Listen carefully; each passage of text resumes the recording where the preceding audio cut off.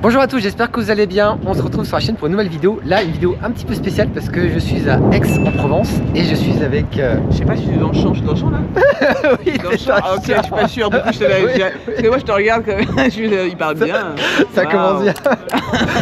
Donc, Salut. voilà, donc je suis avec Shirley qui est à Aix pour un petit projet. Est-ce Oui. que tu peux nous parler Un en fait, de ce grand projet-là? projet, même un grand projet. Explique-nous tout. Urgence arrière. Urgence arrière, écoute, c'est 3 jours d'atelier où on a des soignants et des patients qui viennent sur un atelier d'humour. Ouais. Dans l'idée de jouer sur scène le 20 mai, un passage de stand-up de 3 minutes. L'idée, c'est surtout de pouvoir avoir un endroit, un exutoire pour pouvoir écrire et faire des blagues sur des sujets qui ne sont pas forcément amusants de base. Ouais. Mais comme on le sait, on en parlait hors caméra, on sait que dans le milieu hospitalier, faire des blagues, c'est quelque chose qui permet vraiment de tenir parfois. Donc, Exactement. c'est plutôt un bon public pour faire des bonnes blagues. Exactement, c'est vrai que même moi, au niveau des urgences, ça m'arrive de temps en temps, même assez souvent, Oui. de faire pas mal de vannes, hein, ça Ouais, m'arrive le fait d'avoir une espèce de relation de confiance. Et toi, t'as déjà été aux urgences? J'ai déjà été aux urgences, bien sûr. Tu fais des vannes quand t'es aux urgences? Ouais, ça m'arrive de faire des vannes, ça m'arrive. Même si lorsqu'on est souffrant et que c'est toujours difficile, mais Ouais. ça permet en tout cas de... C'est clair. Non, ce matin, j'en parlais à l'atelier. J'ai fait des blagues sur les urgences, mais je me rappelle absolument pas ce que j'ai raconté. Je crois que c'était un peu bateau, genre alors, c'est pas si urgent les urgences, tu vois. Mais je me rappelle plus trop. Mais en tout cas, je me rappelle qu'effectivement, c'est tellement long que t'as le temps d'écrire. Ouais. Et après, donc, tu veux que ça soit fait sur scène, c'est ça? Que les gens... Moi, après... je veux rien. Hein. Moi, on m'a proposé de faire cet atelier et dans l'idée de faire de la scène derrière. Et j'étais en mode, ok, c'est charmé de pouvoir leur donner Ouais. cette possibilité.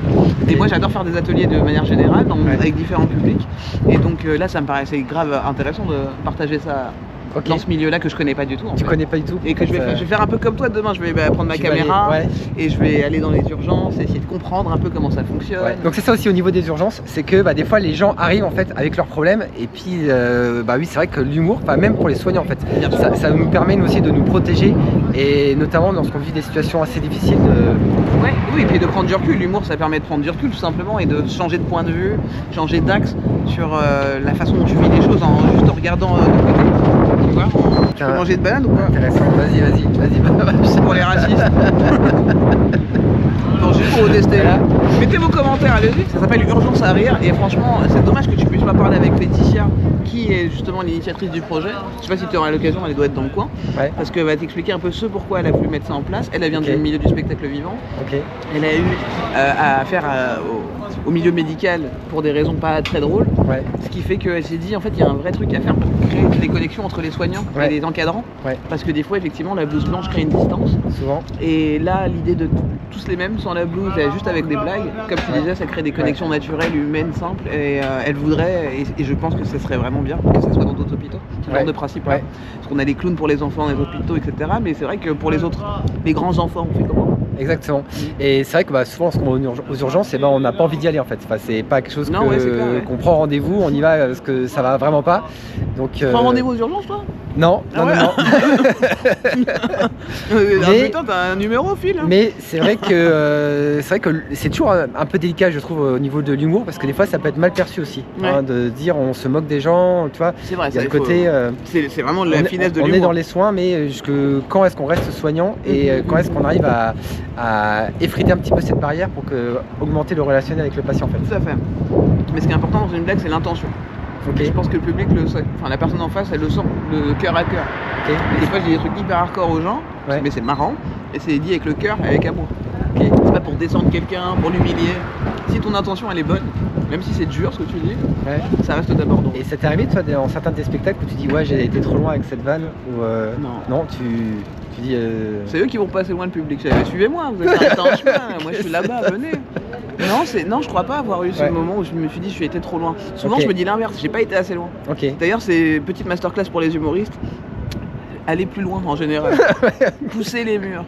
Non mais c'est vrai parce que souvent Ouais. on s'arrête à la première blague, on dit pourquoi elle marche pas? Parce que t'es pas assez allé loin dans ta Ok. réflexion. Donc en général c'est ça. C'est ce que tu parlais tout à l'heure de lâcher prise, c'est ça? C'est ça. T'en fais partie. Ok, et ben merci beaucoup Shirley.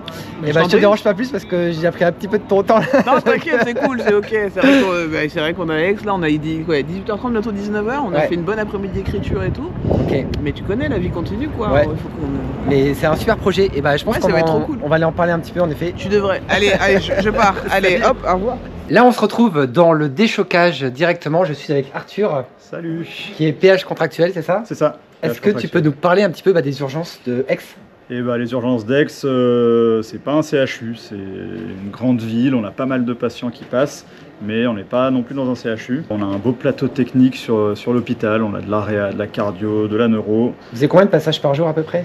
Du coup, on a à peu près 115, 120, 125 passages, ça dépend les saisons, ça dépend la période. Mais... Avec du SMUR, du SMUR, de l'UH, de l'UH, du déchoc, donc là de choc. On a des IPA en ambulatoire, ça c'est pas mal, et le secteur long classique. Ok, et là le déchocage, vous avez combien de box là, de déchocage? Alors le déchocage, on a 3 box officiellement et on peut monter jusqu'à 4, 5 si vraiment on a beaucoup d'affluence. Ok, et puis j'imagine un peu comme tous les médecins urgentistes, tu fais des journées, des nuits, des week-ends. C'est ça, des jours, des nuits, des week-ends, ça dépend la période, ça dépend le planning. Et vos horaires c'est quoi? Les horaires, nous c'est 8h30, 18h30 et la nuit c'est 18h30, 8h30. Ah bah comme nous. Et donc à Aix, vous n'avez pas de SAMU directement?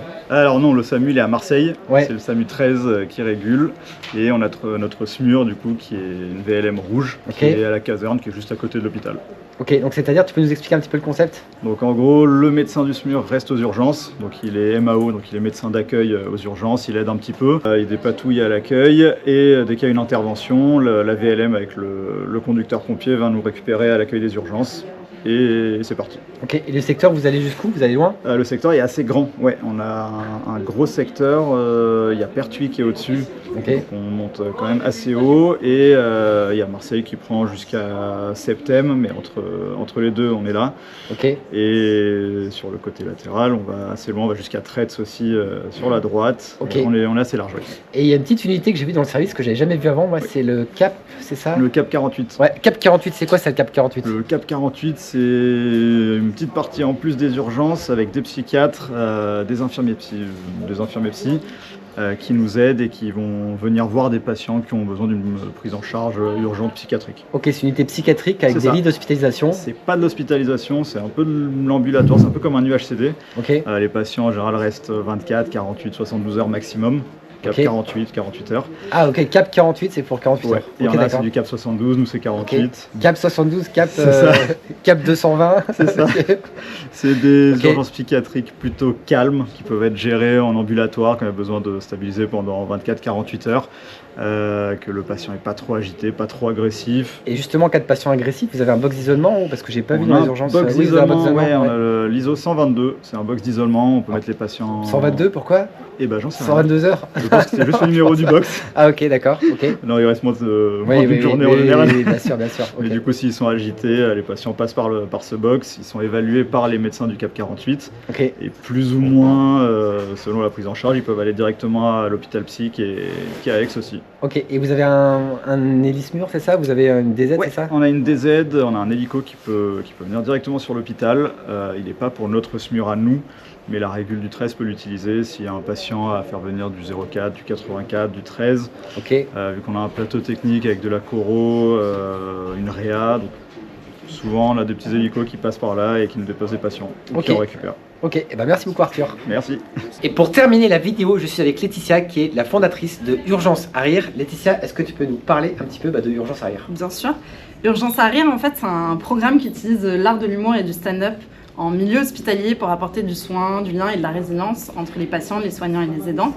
Et en fait, en ce moment, on a des ateliers d'écriture de stand-up qui se passent ici même à l'hôpital d'Aix-en-Provence avec l'humoriste Charlie Soignant. Qu'on a vu juste avant dans la vidéo. Ouais. Et comment t'es venue toi cette idée? Moi cette idée c'est le résultat un peu de à la fois mon parcours professionnel, parce que ça fait 10 ans que je travaille dans l'humour et dans le stand-up, et aussi mon parcours personnel en tant qu'aidante, puisque j'ai une personne proche qui était atteinte d'un cancer et qui est décédée.